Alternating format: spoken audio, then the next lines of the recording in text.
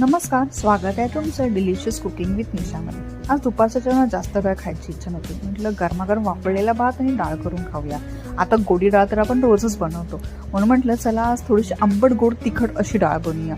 या डाळीची चव एकदम भन्नाट लागते, झणझणीत चमचमीत। चला तर मग आपण सुरुवात करूया बनवायला। इथे मी 1 कप छोटा तुरीची डाळ स्वच्छ धुवून वाफवून घेतलेली आहे। त्यानंतर आपण फोडणीची तयारी करूया। इथे कढईमध्ये 3 मोठे चमचे मी तेल घेतलेलं आहे। तेल चांगलं तापलं की त्यामध्ये 1 चमचा जिरे घालणार आहोत आपण। जिरे चांगले तडतडले की त्यामध्ये वाटलेलं आलं लसूण घालूया। आलं लसूण आपण परतून घेऊ। त्यानंतर कढीपत्ता घालते। कढीपत्ताही आपण परतून घेऊया।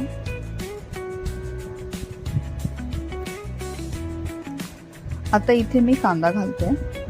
हे मी 2 छोटे कांदे घेतलेले आहेत। आपण आता कांदा चांगला परतून घेऊ।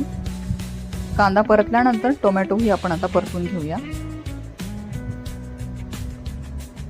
आता टोमॅटो परतल्यानंतर आपण इथे मसाले घालूया। धने पावडर, जिरे पावडर, हळद, काश्मीरी मिरची पावडर, घरगुती लाल मसाला, चवीपुरतं मीठ। आपण आता हे मसाले फ्राय करून घेऊ चांगले। त्यानंतर थोडीशी कोथिंबीर घातली आहे। मसाल्यामध्ये अशी वरतून कोथिंबीर घातल्यानंतर सुवास छान येतो। त्याच्यानंतर गूळ घातलेला आहे। आता इथे मी भिजत ठेवलेली चिंचही घालत आहे। चिंचेचं पाणी आणि थोडीशी चिंचही घालत आहे। गुळाने आणि चिंचेने ह्या डाळीला फार छान चव येते। आता वाफळलेली डाळ आपण टाकूया। आता डाळीची क्वांटिटी आपल्याला हवी तेवढी आपण पाणी घालून वाढवून घेऊ।